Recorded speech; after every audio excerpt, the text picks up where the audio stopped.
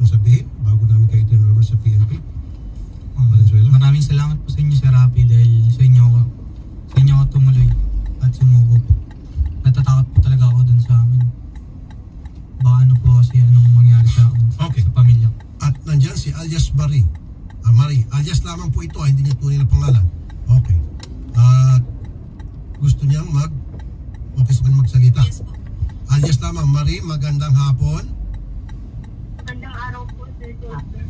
Andito po si Junjun Kimno at sumuko po siya dahil itong warrant lumabas na. Ano pong gusto niyo mensahe? Meron kayong gusto sabihin? Miss Marie? Meron po. I-tutuloy ko po. Meron kang gusto sabihin sa kanya, ma'am?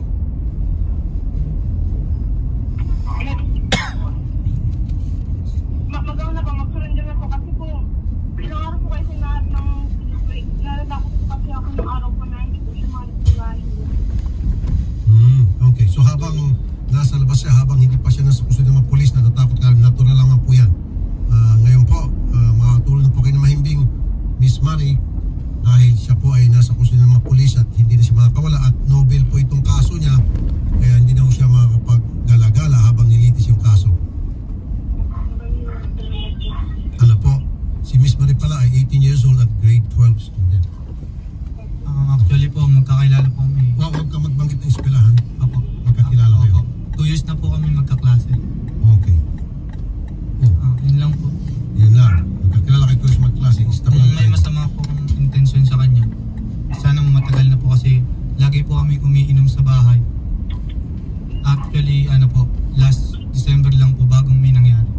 Kung matagal na, kung may intention po ako sa kanyang masama, sana po, doon pa lang po sa bahay namin. Sir, explain ko lang, without knowing kung ano yung napaloob sa reklamo niya.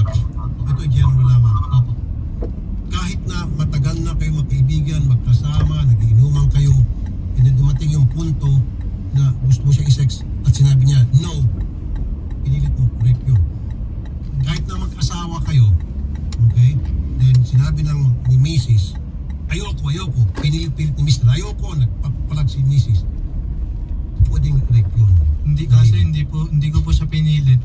Well, Siya po, yung prosecutor po sa amin, tinanong po siya, Sir Rafi, na kung nakakbay po ako sa kanya bago pumunta sa hotel. Siya lang po mismo nagsabi na hindi po.